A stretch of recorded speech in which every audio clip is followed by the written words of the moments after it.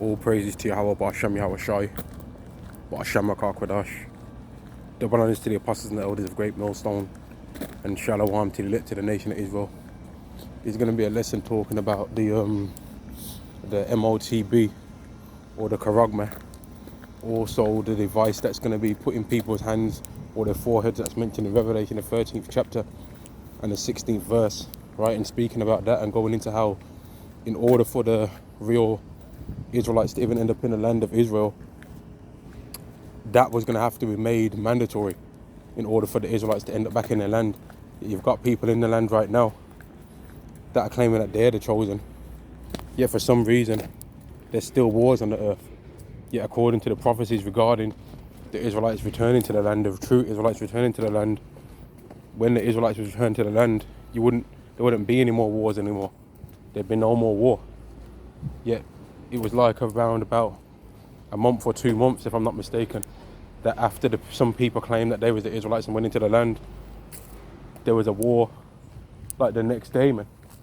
The next day, or in the next couple of months, next couple of months there was a war, proving that those people that saying that they're the chosen are not the chosen, man. All right. I want to focus on the prophecy regarding the Israelites being taken to the land by the Lord taking them, right? Because that's what we're waiting for, man. We're waiting for the MOTB to be made mandatory. Let me see if I can get past this. Slovakia. This whole bush is blocking up the pathway, man. 1 second. Yeah, the MOTB has to get made mandatory first, and then after that, that's when the Israelites are gonna, certain Israelites are gonna take it, and certain Israelites are not gonna take it, right? And then from that there's gonna be Slovakia, man. 1 second. I'm just trying to gather my thoughts, man, because this pathway's blocked, so I'll just sit here or whatever, man. I'll just stay here. Yeah, in order for the Israelites to get taken back to their land, one of the things that was going to happen was that the MOTB was going to get made mandatory, man. The MOTB was going to get made mandatory. The Charagma in Revelation 13, 16 to 17, in Revelation 14, verse 9 to verse 10. In Revelation 16, it's also mentioned in the 2nd chapter, Revelation 16 and 2. And it's mentioned again in Revelation 19 and 20. And it's mentioned again in Revelation 20 and verse 4, which in Revelation 20 and 4, it says that people are going to be beheaded for not taking it. In Revelation 19 and 20, it said that people are going to be deceived into taking it, which lets you know that it's going to seem as though it's a good idea when people take this, man. It's going to seem as though, oh yeah, it's actually a benefit if I take that. But really, it's going to be to people's demise, man. And we know that the MOTB is that piece of technology that they're making mandatory, man. That's what we know the MOTB or the Charagma to be, man. We know that it's that piece of technology, right? Which is clearly being pushed more and more, and will clearly fit in perfectly with a cashless society, man. Right? If you have a cashless society, this technology fits in perfectly with that. It fits perfectly with that, man. You've got a lot of people out there that they're trying to say that, oh nah, it can't be that. It's got to be something else, or that is some kind of religions or some kind of one world government and all of this, as if the one world government wouldn't have a way to show for people to show that they are part of that one world government, which we know is that Charagma. And after people have took that, right, that's going to be a marking on them. That's going to be clearly put on people's flesh, as it says in Revelation 16 and 2.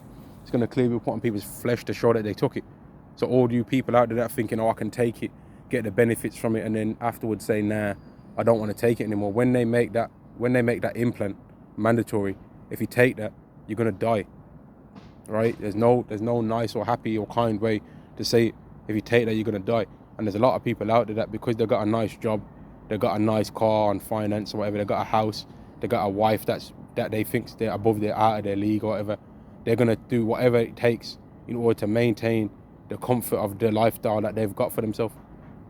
And that includes getting implanted in their flesh. They're going to do that, man. They're not going to care. They're not going to feel guilty for doing that. They're going to say, fuck it. They're going to say, I'm going to do it. because they ain't gonna believe that it's anything wrong with it. They're gonna think it's fine. Let me take it.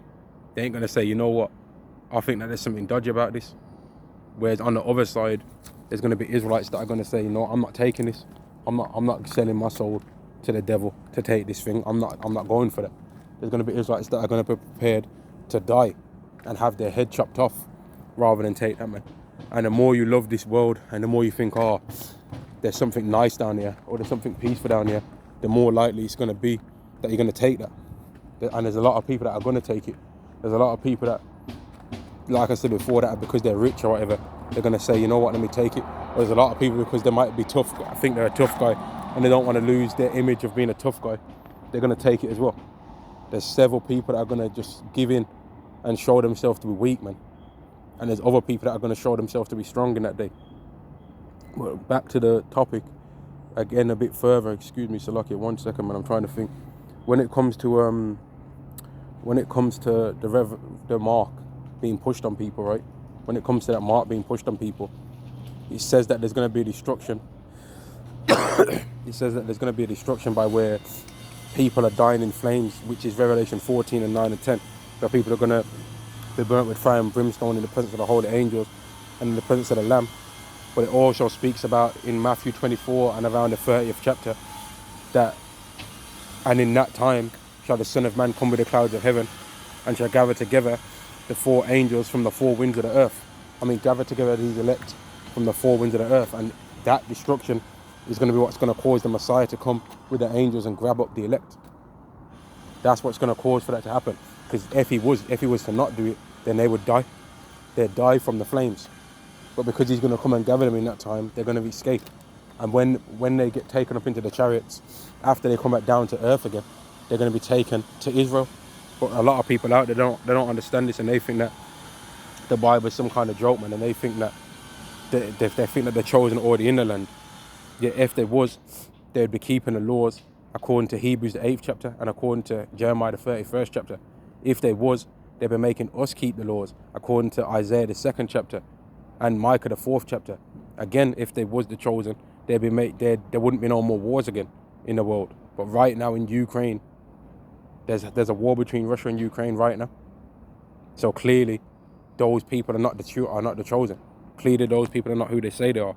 Clearly, because they're even having wars themselves. They've got battles themselves. America spends 700 plus billion on weaponry annually.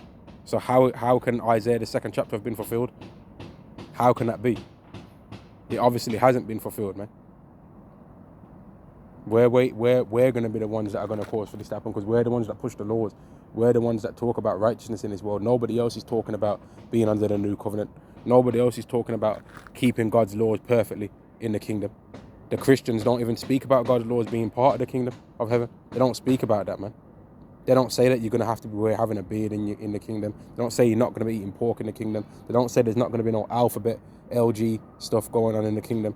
They don't say there's not going to be no androgynous spirits going off in the kingdom. They don't say that women are not going to be able to be whores in the kingdom. They don't say that men are going to be able to have multiple wives in the kingdom. They don't speak about these things.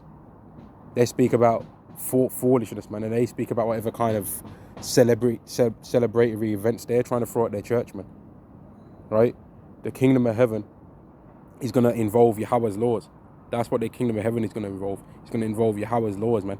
And the MOTB, or the Charagma, is that device, is that technology, man, that looks like a grain of rice, and it's a C.H.I.P, which now you can't even say certain things in the way you want to say them, because things get taken down off the internet, man.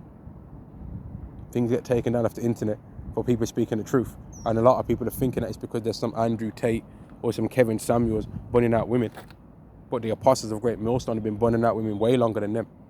They're just being used as an excuse to try and get rid of certain aspects of what the true doctrine of the Bible is. They're being used to make freedom of speech less and less and less available for people to do. So they put them up as the front to say, you know what they're saying is too harsh, but really the main target is the Bible. Because the Bible is against women before a lot of these men was even alive. It's against women's foolishness anyway. It's not against women being righteous. It's against women's wickedness. It's against women's evil, wicked nature that they have naturally within them. It's against that, man. It's against it. And anyone that's about the scriptures will be against it as well. But Lord will, some of the things that I said in this lesson made sense to people that can hear it, man, because a lot of people don't think about this MOTV, or they don't think about the coming days, and they don't think about the destruction that's coming upon the earth, man. They don't really think that nothing's going to happen, but Lord will, it made sense to somebody that can hear it, man. Don't take that when it gets made mandatory. All praises to Yahweh, Ba'ashem Yahushai, Ba'ashem Makakadash. The one honors to the apostles and the elders of great millstone, and Shalom to the elected nation Israel. Shalom.